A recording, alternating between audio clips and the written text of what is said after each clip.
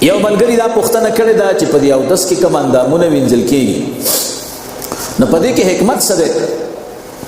محترمو، د اودس د اندامونو متعلق به زه تاسو ته دوه خبرې وکړم.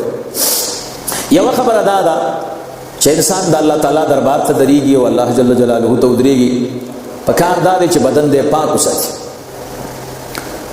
نو په اودس کې اول لاسونه وینځل کېږي تر مړونده پورې. د دې وینځلو کې حکمت دا دی چې لاسونه زر خیرنېږي، هر څه سره لګېږي، نو پاکوالی د دې پکار.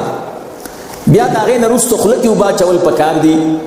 د هغې وجه دا ده چې معدې کې بېکاره بخارات راخېږي، نو د انسان خوله چې دی نو هغې کې بېکاره بوی وي، نو د هغې صفایي هم پکار ده. او بیا سړی خوراک شکاک کوي، هغې سره په دې خوله کې ذرات پاتې کېږي، نو د هغې د پاکۍ حکم راغلی. دریم نمبر هغه پوزه ده، نو هغې کې هم خاورې خیري وغیره نښلي، او د پوزې خپل مواد چې دي هغه هم صحیح نه دي، نو لہذا پاکي د هغې هم پکار. څلورم نمبر بیا د مخ وینځل پکار دي، ځکه مخ هم د خاورو سره او د خیرو سره مخامخي انسان د الله دربار ته درېږي، پکار دا دی چې دغه اندام هم پاکي. د هغې نه وروسته بیا د لاسونو سره د سنګلو وینځل پکار دي، ځکه په بعضو اوقاتو کې د انسان دا سنګل هم چې دی هغه ښکاري، بلکې ډېر خلک دا کالي ځان ته دومره واړه کوي چې سنګل یې پکې ښکاري. یا یو سړی کار کوي نو خامخا لستونې بډوي، نو دغه سنګل یې بخیرنېږي. بیا د هغې نه وروسته د سر مسحه ده. د سر مسح د دې پاکوالی پکار دی. د هغې وجه دا ده چې دا هم دې کې خاورې وغیره او خیرې جمع کېږي. خو شریعت نه قربان چې د سر د وینځلو حکم یې ونه کړ، مسحه یې کافي وګرځوله، دې دپاره چې مشقت کم شي، تکلیف کم شي. د هغې نه وروستو دا د غوږونو مسحه ده. غوږونو مسح هم ځکه پکار ده چې دې ته هم خاورې او خیرې وغیره د انسان دې غوږ ته رانږدې کېږي، نو دې باندې هم لون لاس کش کول پکار دي چې دا هم پاک شي. د هغې نه وروستو سټ دی، ځکه چې د غوږونو لاندې حصه ده، دې سره هم د خاورې وغیره ربط پیدا کېږي.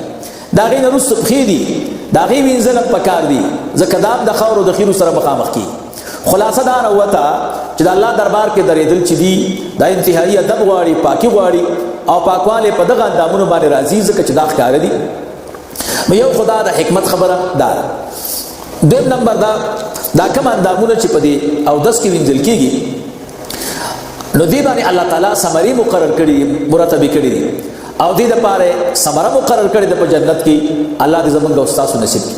دې کې د حضرت عبدالله بن عباس رضی الله تعالی عنهما روایت ته دا فرمایي چې استنجا شریعت ځکه جایز کړه چې دا جنتی به د حورو سره ملاقات کوي، نو د دې د استنجا په بدل کې الله تعالی حوري ورکوي.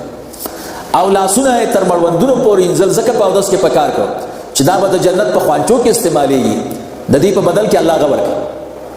او خوله وینځل ځکه په اودس کې راغله چې الله تعالی سره به خبرې کوي، او پوزه وینځل ځکه راغله چې د جنت بوی به بوی کوي، او د مخ وینځل ځکه راغله په اودس کې چې د الله تعالی ملاقات به کوي، الله تعالی ته به ګوري.